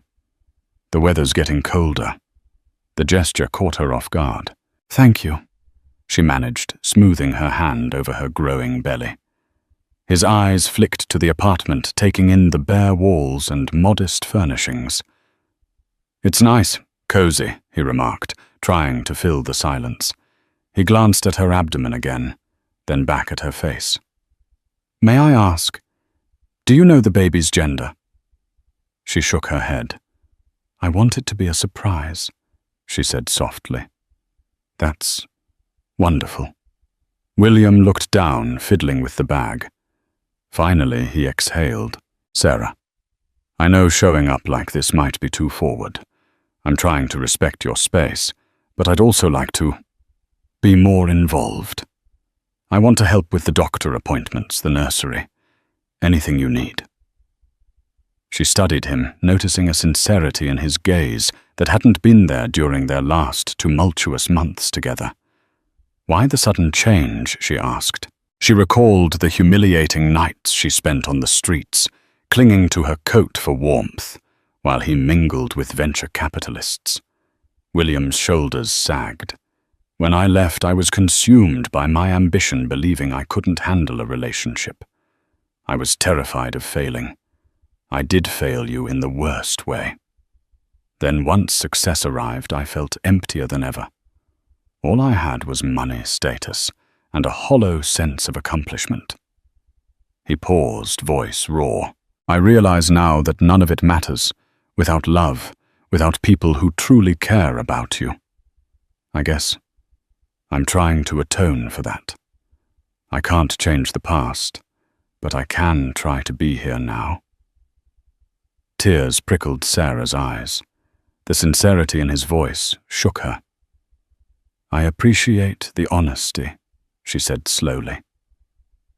She wondered if it was real or if guilt simply propelled him now that she was visibly pregnant and vulnerable. Yet a part of her, the part that remembered how they'd once dreamed side by side, wanted to believe him. "Would you like some tea?" she offered, gesturing to the kettle on the stove. He nodded gratefully. The two of them settled at the tiny kitchen table, sipping tea amidst the silence. The city traffic hummed outside. Neither knew how to pick up the pieces of a shattered marriage in one afternoon, but at least they were there, trying. After a while, William cleared his throat. "I'd like to take you to your next prenatal appointment," he said. "If you'll let me. I can drive or we can get a car. Whatever you prefer." She hesitated only briefly before nodding. "That would be nice."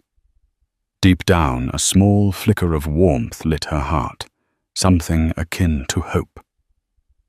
William accompanied Sarah to her next prenatal appointment at Bellevue Hospital. Ms. Francis, the shelter nurse who volunteered there, greeted them warmly, but Sarah noticed the curious glances from staff members. She imagined they recognized William. His face was plastered across business headlines. Yet to his credit, he didn't flaunt his status. He simply held Sarah's coat while she changed into a gown and asked the doctor thoughtful questions about the baby's development. They heard the baby's heartbeat again, steady and reassuring. William's expression softened, and Sarah saw tears in his eyes.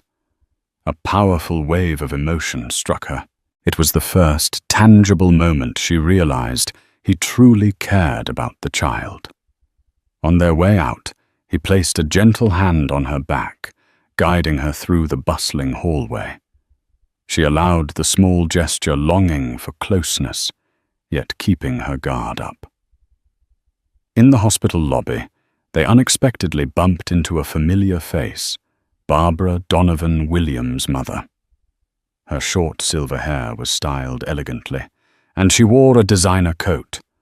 She froze upon spotting her son with Sarah. "William," she exclaimed. Then her gaze flicked to Sarah's round belly, and her eyes narrowed. "I heard rumors, but I thought you two were done." Sarah instinctively braced herself. She recalled the tension with her mother-in-law, who never quite warmed to her. Barbara had always found subtle ways to criticize Sarah's family background and modest means. She also blamed Sarah for distracting William from more important ambitions. William squared his shoulders. "Mother, this is Sarah. My wife. She's pregnant with our child." Barbara's lips pressed into a thin line. "So you're reconciling?" she asked, voice laced with disapproval. Sarah couldn't hold back. "I wouldn't call it that," she said quietly. "We're trying to figure things out, at least for the baby's sake." Barbara sniffed disdainfully. "William, you have far too many responsibilities to let old mistakes drag you down." She eyed Sarah as if she were an intruder. "Why didn't you tell him you were pregnant sooner?" A flame of anger rose in Sarah. "I tried. He left, and I had no way to reach him. And trust me, I wouldn't call carrying your grandchild a mistake." William gently took his mother's arm. "Enough, Mother. The baby is my responsibility, and I won't have you speak to Sarah that way. We're not discussing this here in a hospital lobby." Barbara sniffed again. "We'll talk later, William." She glared at Sarah with thinly veiled contempt, then turned on her heel and walked away. Heart-pounding, Sarah noticed people staring. She blinked back tears, humiliated by the confrontation. William's jaw was tight. "I'm sorry. She had no right to talk to you like that," he said softly. But Sarah's mind raced. She recalled how Barbara had once told her she wasn't good enough for William, that he needed a partner more on his level. Now wealthy and successful, William's family clearly saw Sarah as an obstacle. "It's fine," she muttered, though her trembling hands said otherwise. "I'll manage." They walked outside, the crisp air hitting their faces. William turned to her. "Please don't let her get to you. She doesn't speak for me." Sarah found her resolve. "I won't. But if we're going to co-parent, I need to know you'll stand by me, not be swayed by your mother's opinions." He nodded, eyes earnest. "I promise."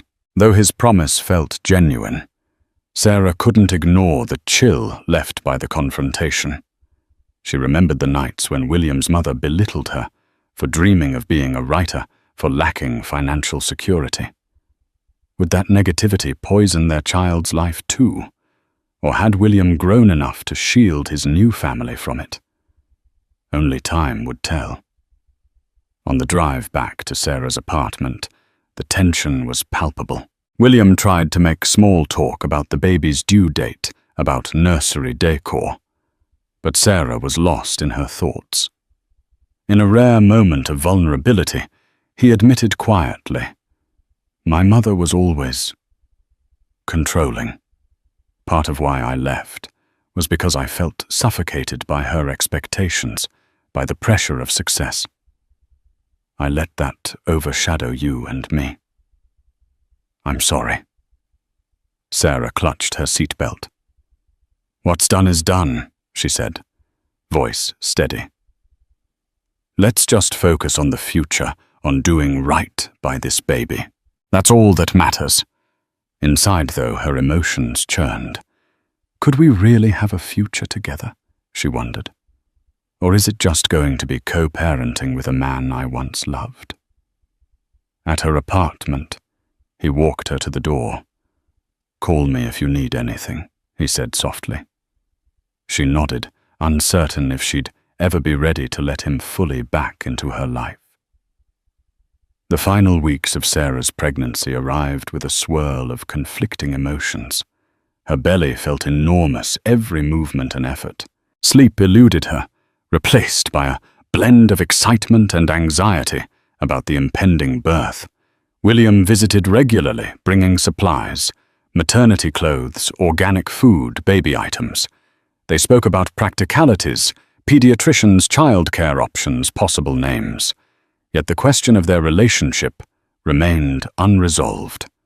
At times, they fell into an unexpected closeness, sharing a laugh at a tiny onesie with silly prints reminiscing about their college days. In those moments, Sarah glimpsed the man she fell in love with, his eyes warm and tender. But the memory of abandonment always lurked.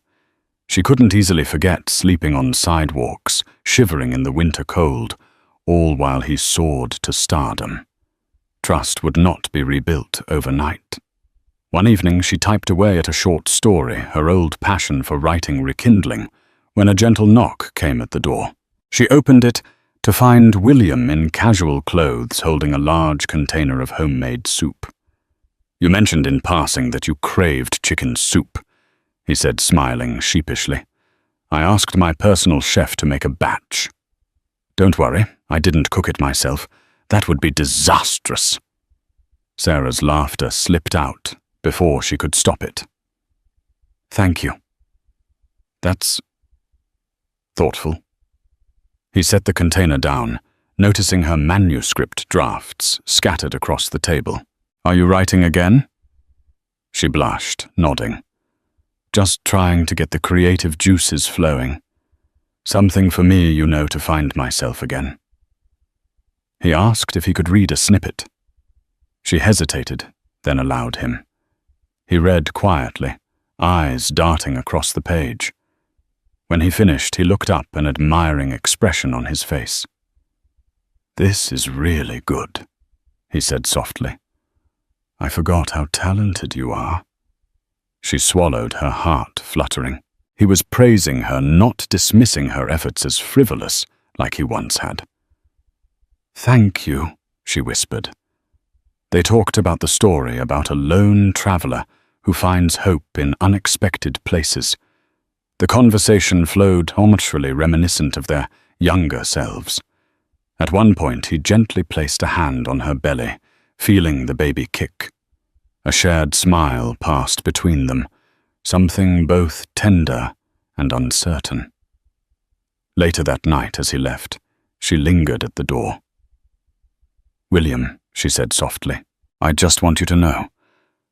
I see you trying. I appreciate it." He exhaled, relief washing over his face. "I'll keep trying, Sarah." But the next day, chaos returned.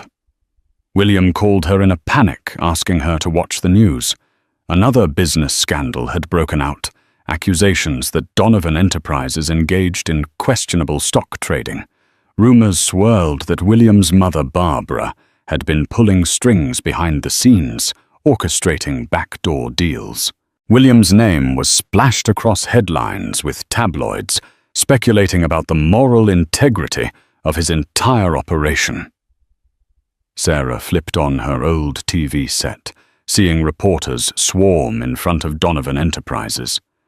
A few sensationalist channels displayed a picture of Sarah from months ago, claiming she was the estranged wife carrying the heir to a troubled empire.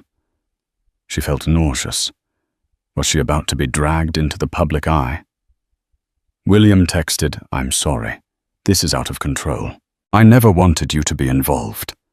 She fought the urge to panic, but the stress weighed heavily, and within hours, mild contractions started. She was only 36 weeks along, a bit early, but still within a safe range. The contractions weren't severe yet, but she felt them enough to know her body might be preparing for labor.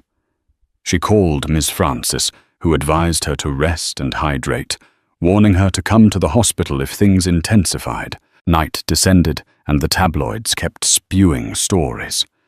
A photo of Barbara, stern-faced, refused to speak to reporters. They insinuated that William's entire fortune could be at risk. Sarah tried not to care about money, but she worried about the baby. If Donovan Enterprises collapsed under scandal, would her child be caught in the crossfire of a messy public fiasco? When William arrived at her apartment, he looked drained, like he hadn't slept in days. "I'm sorry for the media circus," he said, running a hand through his hair. "I had no idea my mother was involved in shady trades. I've fired the people responsible, but the damage is done." Sarah tried to remain calm, but the Braxton Hicks contractions flared, causing her to wince. William noticed immediately fear flashing across his features. "Are you okay?" "I think—" She paused, breathing through the discomfort. "I might be in early labor." His face paled, and in that moment, all talk of scandal and business melted away. "Let's get you to the hospital," he said gently, helping her gather her things. As they hurried out, Sarah realized a new chapter was beginning. Whatever storms raged outside, she was about to bring a child into the world, and she needed William's unwavering support. Inside the maternity wing at Bellevue Hospital, time seemed to slip into a blur of fluorescent lights, medical chatter, and waves of pain. Sarah was admitted with mild contractions that by midnight turned fierce. William stayed by her side, gripping her hand through each surge. Sweating and trembling, Sarah alternated between tears and focused breathing, clinging to the promise that soon she'd hold her baby. It was a tumultuous night. At one point, the baby's heart rate dipped slightly, prompting quick action from the medical staff. Fear stabbed through Sarah. She locked eyes with William, seeing raw terror reflected there. In that moment, all bitterness faded, replaced by the realization that they both desperately wanted their child to be safe. The baby's heartbeat stabilized, and relief flowed. Hours crawled by. Finally, near dawn, Sarah felt the overwhelming urge to push. Nurses coached her, encouraging her to bear down. She felt like every muscle in her body was on fire. William murmured supportive words, wiping her forehead with a cool cloth. With a final guttural cry, she felt the release of pain and the sudden miraculous wail of new life. "It's a girl," the doctor announced, holding up a tiny, squirming newborn. A rush of emotions seized Sarah. Love, relief, awe. She reached out trembling arms as they placed the baby on her chest. Shocked by the warmth of that tiny body, tears streamed down Sarah's face. William's eyes glistened too, a rare vulnerability she'd never seen in him before. "Welcome to the world," Sarah whispered, voice choked, pressing a kiss to the baby's wet forehead. The little girl quieted, opening her eyes for a brief second, as if trying to focus on her mother's face. Later they moved Sarah to a recovery room. William remained close, pacing the hallway, on calls to his legal team, but always returning to check on Sarah and the baby. He smiled whenever he saw them together, as though the world outside, with all its scandal and drama, had lost its power here. Barbara tried to visit, but Sarah requested only William and the medical staff be allowed in. She wasn't ready to confront her mother-in-law. Not yet. Meanwhile, word arrived that the scandal at Donovan Enterprises was being resolved. William had stepped forward, taking responsibility for corporate oversight lapses and cooperating with regulators. He was determined to repair the damage rather than hide. 2 days passed in the hospital, a whirlwind of feeding diaper changes and exhausted naps. Sarah watched William hold their daughter, marveling at how gently he cradled her. They hadn't formally picked a name. Sarah had half a dozen favorites. While gazing into her daughter's round, curious eyes, she decided on hope. It felt fitting. This tiny baby was the embodiment of new beginnings. When discharge day came, William insisted on driving them to Sarah's apartment. He carefully carried the car seat, setting it up by the living room couch. Sarah gently unbuckled Hope, lifting her close. For a moment, they stood together in the quiet apartment, the hush broken only by soft baby sighs. "I want to make a pledge," William said, voice low. "To be here for you and Hope, always. I know I can't erase the past, but I swear I'll do everything in my power to make our future better." Sarah gazed at him, then at Hope. Her heart brimmed with a kaleidoscope of emotions: uncertainty, gratitude, a cautious desire to heal. "It won't be easy," she murmured. "We have a lot to work through, but I'd like to try." He exhaled relief, flooding his features. "We'll go at your pace. Whatever you need." She nodded, tears glimmering. Over his shoulder, she saw a reflection in the window herself, William and Hope in his arms, forming a fragile family portrait. Perhaps fate had brought them full circle. The child they created now bound them with a love that neither betrayal nor success could sever. For weeks they navigated those uncharted waters. William balanced corporate responsibilities with fatherhood, often losing track of time as he admired his sleeping daughter. Sarah slowly let her guard down, recognizing that while forgiveness would be a journey, she didn't have to walk it alone anymore. Each day, she felt stronger. Each day, baby Hope grew a reminder that life could emerge triumphant, even from heartbreak. Whether or not Sarah and William's relationship would fully mend remained to be seen. But for the first time, she believed in second chances. In a world as unpredictable as theirs, one truth shone clear: love, when nurtured, can heal even the deepest wounds. And so, from the frigid sidewalks of homelessness to the gentle warmth of a newfound family, Sarah and William's story shows that life rarely unfolds as expected, but hope can spark miracles. Their journey reminds us that every hardship carries the seed of possibility, and every broken bond can mend with genuine remorse, forgiveness, and perseverance. Thank you for joining me in this emotional roller coaster of heartache, redemption, and rebirth. If this story moved you, if you felt Sarah's struggles and found inspiration in her resilience, please take a moment to like, share, and subscribe to this channel. Your support ensures we can continue creating dramatic, heartfelt stories that spark conversations and spread hope. Comment below. What part of Sarah and William's journey resonated with you the most? Share your thoughts, and let's keep the conversation going. Together we celebrate love's power to heal no matter how broken the path once seemed.